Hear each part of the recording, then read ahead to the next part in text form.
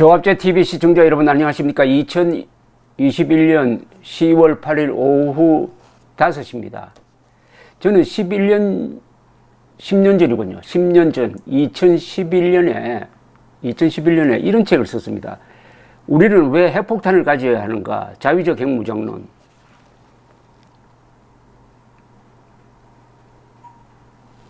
부제가 어른이 되느냐 노예로 사느냐의 갈림길이다.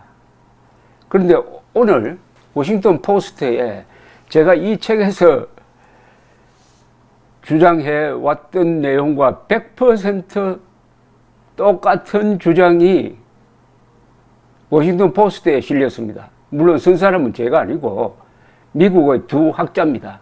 한국이 핵무장으로 나가는 것이 한미 동맹뿐만 아니라 한중 관계를 정상화시키고 북한 핵 문제를 해결하는 데 있어서도 최선의 방법이다라는 이야기입니다. 그 내용을 소개를 해드리겠습니다. 다트머스 대학의 국제학부 제니퍼 린드, 데닐 프레스 두 교수는 워싱턴 포스트에 한국의 핵무기를 만들어야 할까라는 제목의 글을 기고를 했습니다. 그러니까 중국이 급부상하고 북핵이 고도화되고 있는 시점에서 한미동맹이 약화되고 있다면서 한국의 핵무장만이 이들 여러 문제를 한꺼번에 해결할 수 있는 최선의 길이라는 겁니다. 그리고 이게 국제법을 위반하지 않는다는 겁니다. 이들은 한미동맹이 강력한 지정학적 힘에 의해서 지금 찢어져 있어가지고 문제가 된다.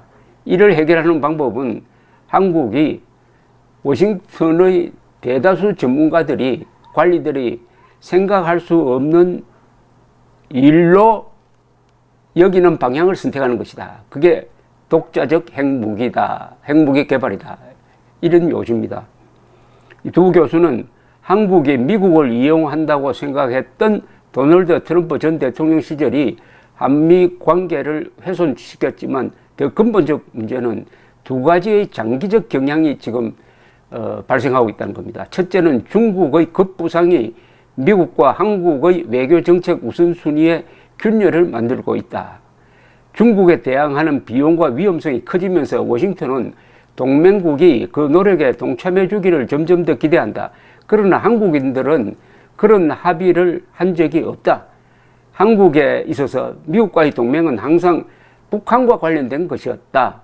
중국에 대항하려는 노력은 한국이 최대 무역 파트너이자 영내에서 가장 강력한 국가와의 관계를 해치게 만들 것이다.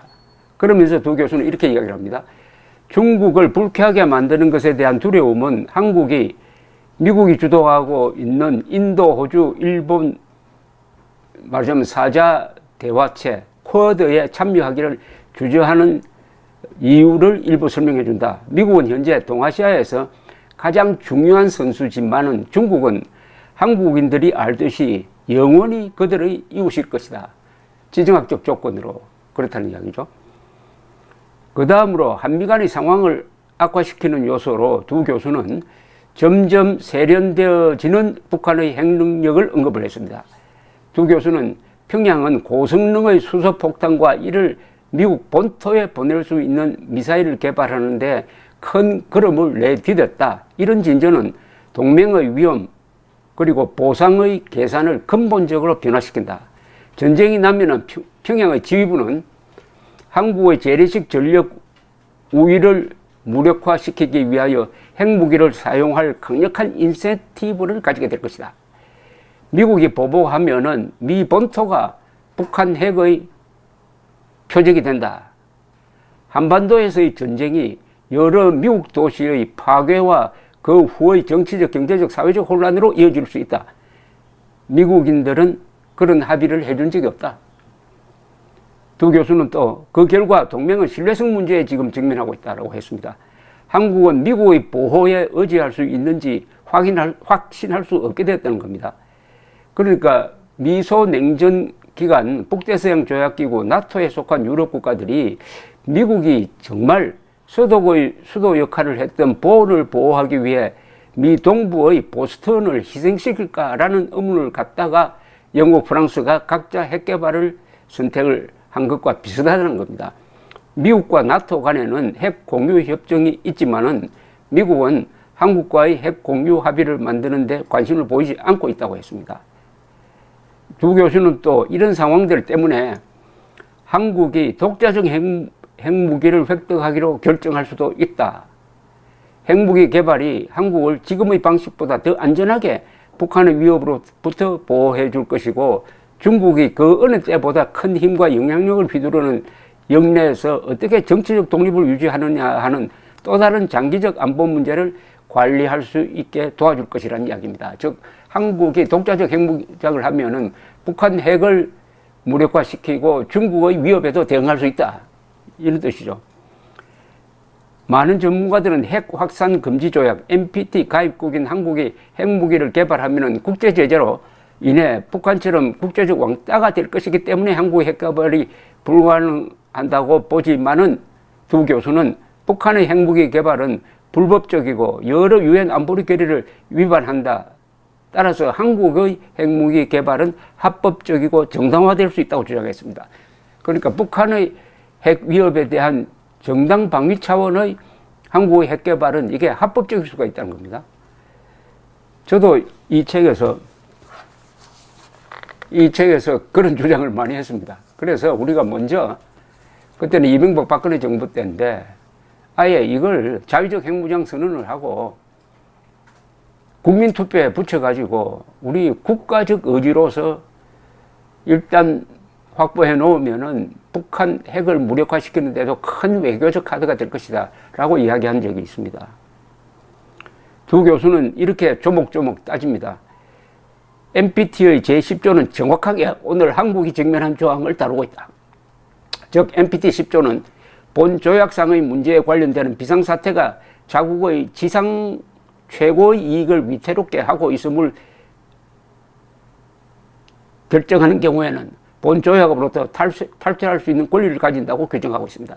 즉 북한의 핵무기로 인해서 대한민국은 NPT를 탈퇴해가지고 핵 보유로 가지 않을 수 없는 국가 위기에 직면해 있다. 그러면은 정식으로 미리 통보를 하고 NPT에서 탈퇴하면은 국제법적 제약에서 벗어날 수도 있다. 이런 이야기죠. 린더 교수와 프레스 교수는 북한의 불법적 핵무기 개발과 한국에 대한 위협은 분명히 이 비상사태에 해당한다. 한국의 핵무기 개발은 북한의 행동에 대한 비례적 반응일 것이다. 즉 정당방위라는 뜻입니다. 이들은 한국은 어쩌면 이미 이 방향으로 가고 있을지도 모른다. 한국인의 70%가 이런 움직임을 지지한다.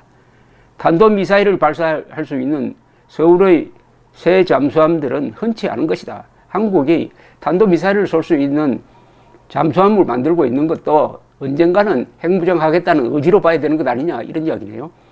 이들은 결론에서 한국의 핵무기는 워싱턴이 선호하는 것은 아니다. 사실상 핵 확산을 막으려는 미국의 핵심 정책에 반한다. 그러나 어쩌면 약화된 한미동맹의 기반에 최선의 경로일 수 있다. 만약 서울이 이런 조치를 하기로 결정하면 미국은 비난의 초점을 북한의 불법적 핵 프로그램에 맞추고 가치 있는 동맹에게 정치적 지지를 제공해야 한다고 마무리 지었습니다. 한국이 자위적 핵무장을 결심한다고 하면은 미국은 한국을 비난하지 말고 이거는 북한에서 비롯된 것이다. 그러니 북한이 핵을 포기하라.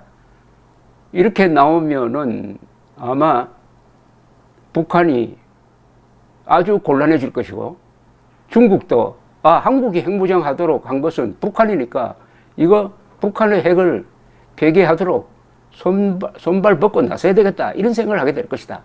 그러니까 핵무장 하겠다는 그 카드, 핵무장 하겠다는 국민 투표를 통한 국민적 합의가 굉장한 외교적 압박 카드로 작용할 수 있다. 이런 이야기입니다.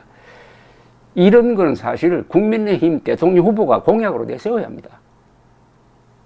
이렇게 오늘 이런 비슷한 주장을 하는 사람들이 지금 홍준표 의원 등 몇 사람이 있습니다. 그러나 오늘 이 두 교수의 이야기는 거의 완벽한 논리 체계를 갖고 있습니다. 내가 대통령에 당선되면 국민투표를 통해서 자위적 핵무장 여부를 결정짓겠다라고 한다면 아마 60 내지 70%의 지지를 받을 것이라고 생각합니다. 그런 공약이 제대로 된 보수 정당의 공약 아닐까요? 그렇게 해야 보수가 좀 자신감을 갖고 상황을 주도할 수 있는 것 아닙니까? 맨날 북한 핵에 대한 공포를 가지고 지지를 확보하려고 하지 말고 이젠 좀 공세적으로 나와가지고 우리가 주도권을 잡고 핵 문제 해결에 나서는 그런 대통령 후보를 보고 싶습니다. 감사합니다.